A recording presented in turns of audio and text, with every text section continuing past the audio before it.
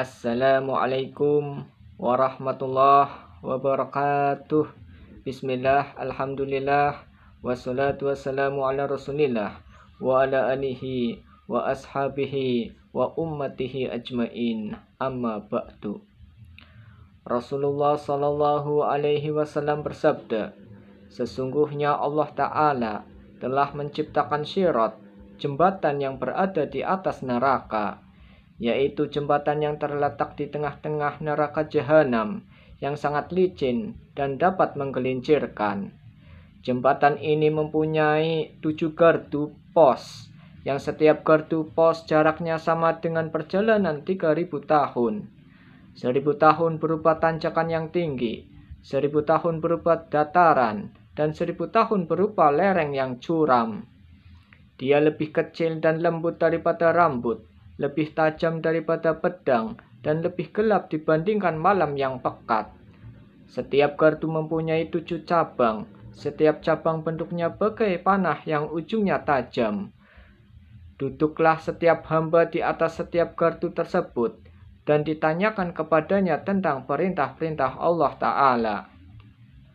Pada pos gardu yang pertama, seorang hamba ditanya tentang keimanannya. Jika ia terpelihara dari sifat-sifat kafir dan riya, maka tetaplah ia di atas gardu, dan jika tidak, maka dilemparkanlah ia ke dalam api neraka. Pada pos gardu yang kedua, seorang hamba ditanya tentang salatnya. Pada pos gardu yang ketiga, seorang hamba ditanya tentang zakatnya.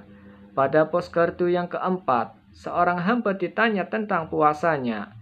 Pada pos gardu yang kelima, seorang hamba ditanya tentang haji dan umrohnya. Pada pos gardu yang keenam, seorang hamba akan ditanya tentang wudhu dan mandi junubnya. Dan pada pos gardu yang ketujuh, seorang hamba ditanya tentang budi baik terhadap kedua orang tuanya, menyambung tali persaudaraan, dan penganiayaan. Dan jika seorang hamba lolos dari pertanyaan-pertanyaan ini, maka tetaplah ia pada pos, dan jika tidak, maka ia akan dilemparkan ke dalam api neraka. Imam Wahab berkata, sesungguhnya Rasulullah Shallallahu Alaihi Wasallam berdoa, ya Tuhanku, selamatkanlah umatku. Maka naiklah semua makhluk di atas jembatan tersebut, hingga ada yang saling menaikkan antara yang satu dengan yang lain. Dan jembatan itu terus terombang-ambing bagaikan perahu di atas lautan yang ditiup angin taufan. Maka lewatlah kelompok yang pertama bagaikan kilat yang menyambar, kelompok yang kedua bagaikan angin kencang, kelompok yang ketiga bagaikan burung yang terbang, kelompok yang keempat bagaikan kuda yang berlari, kelompok yang kelima bagaikan orang yang berlari, kelompok yang keenam bagaikan orang yang berjalan, dan kelompok yang ketujuh melewatinya selama sehari semalam. Ada yang melewatinya selama 1 bulan, 1 tahun, 2 tahun, 3 tahun, dan ada pula yang melewatinya selama 15.000 tahun lamanya dari tahun di dunia. Dalam suatu riwayat diceritakan, sesungguhnya ketika manusia melewati jembatan, maka api neraka berada di bawah telapak kaki mereka. Ada yang berada di atas kepala mereka, ada juga yang berada di sebelah kanan dan kiri mereka, serta ada yang berada di belakang dan di depan mereka. Sebagaimana firman Allah Ta'ala yang artinya, dan tidak ada seorang pun daripadamu, melainkan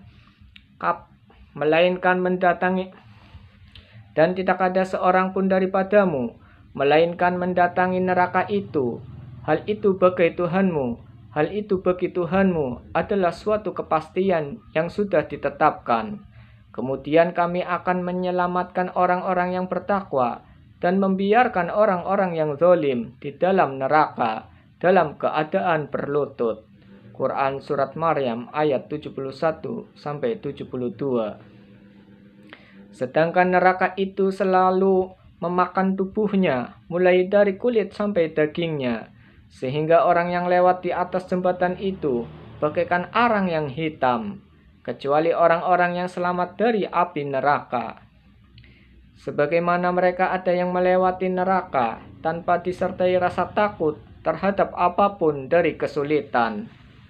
Tidak pula merasakan panasnya, hingga ia berkata pada akhir perjalanannya, "Di manakah jembatan itu?" Lalu dikatakan kepadanya, "Telah engkau lalui dia tanpa kesusahan berkat rahmat Allah Ta'ala." Dalam sebuah hadis dijelaskan bahwa apabila hari kiamat telah tiba, maka datanglah sekelompok umat. Ketika mereka naik ke atas sirat jembatan, maka Rasulullah Shallallahu Alaihi Wasallam menoleh kepada mereka seraya bertanya, "Siapakah kalian?" Maka mereka menjawab, "Kami adalah umatmu." Rasulullah Shallallahu Alaihi Wasallam berkata, "Apakah kalian telah melaksanakan perintah-perintahku?" Mereka menjawab, "Tidak." Maka pergilah Rasulullah meninggalkan mereka. Kemudian terjerumuskanlah mereka ke dalam api neraka jahanam.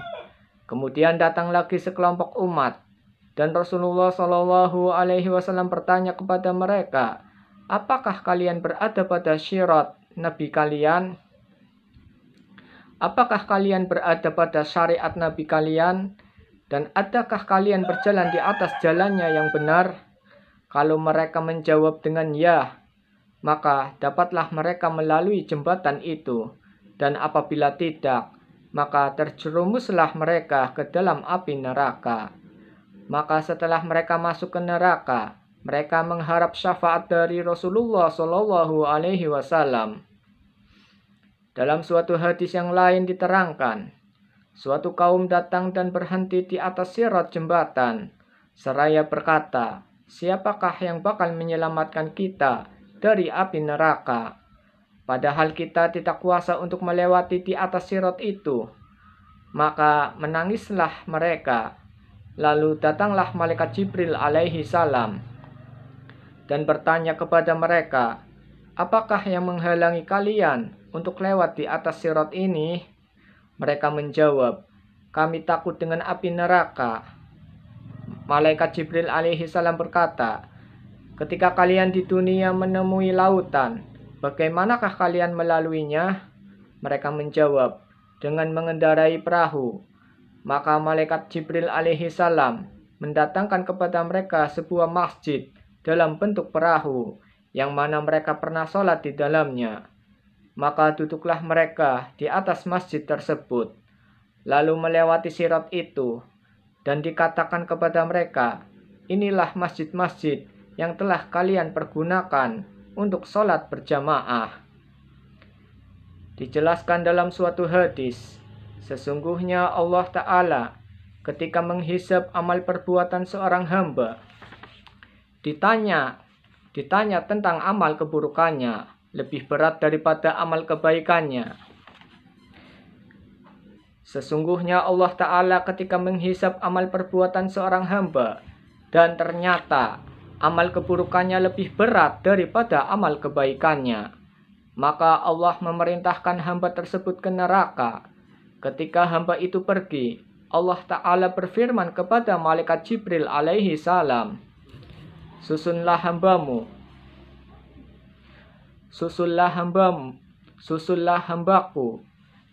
hambaku tadi, dan tanyakan padanya, apakah dia pernah duduk bersama para ulama waktu di dunia?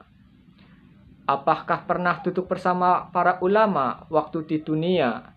Kalau pernah, maka akan aku ampuni dia berkat syafaat mereka. Kemudian malaikat Jibril bertanya kepada hamba tersebut, akan tetapi dia menjawab, tidak. Kemudian malaikat Jibril kembali untuk melapor pada Allah Ta'ala, Wahai Tuhanku, sesungguhnya Tuhanlah yang lebih mengetahui keadaan hamba-hambamu. Lalu Allah menyuruh kepada malaikat Jibril alaihi salam, tanyakan pada hamba tersebut, apakah dia mencintai ulama? Maka bertanyalah malaikat Jibril kepada hamba tersebut, tetapi mereka menjawab tidak.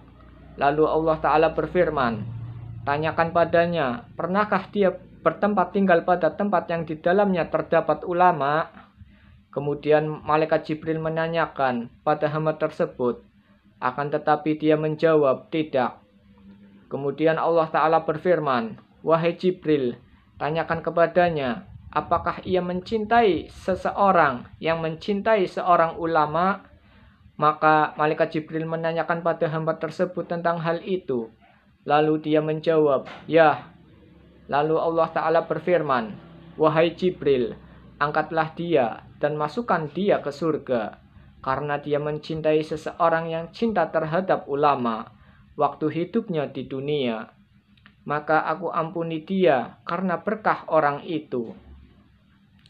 Berdasarkan penjelasan di atas, maka diriwayatkan dalam suatu hadis bahwasanya Allah Ta'ala mengumpulkan beberapa masjid di dunia pada hari kiamat yang bentuknya dirubah seperti unta, kakinya dari intan, lehernya dari safaron, kepalanya dari misik yang harum baunya, punggungnya dari zamrud hijau.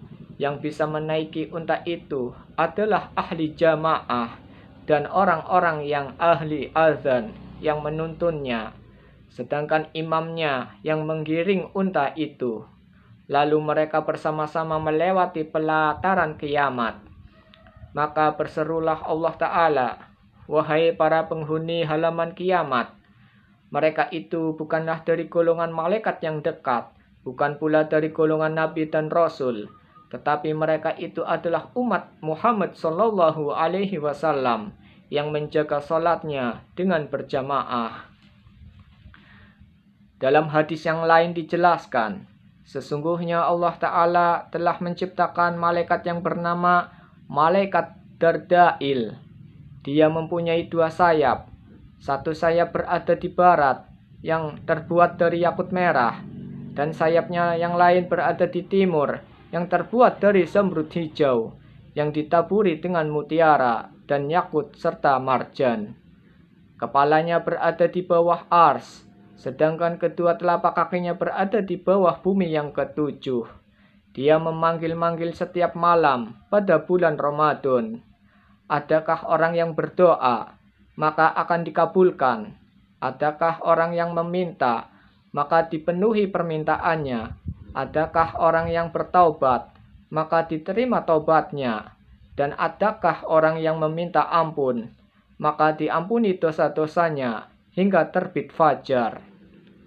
Wallahu a'lam bishawab. Subhanakallahumma wa bihamdika asyhadu an la ilaha illa anta astaghfiruka wa atubu ilaik. Wassalamualaikum warahmatullahi wabarakatuh.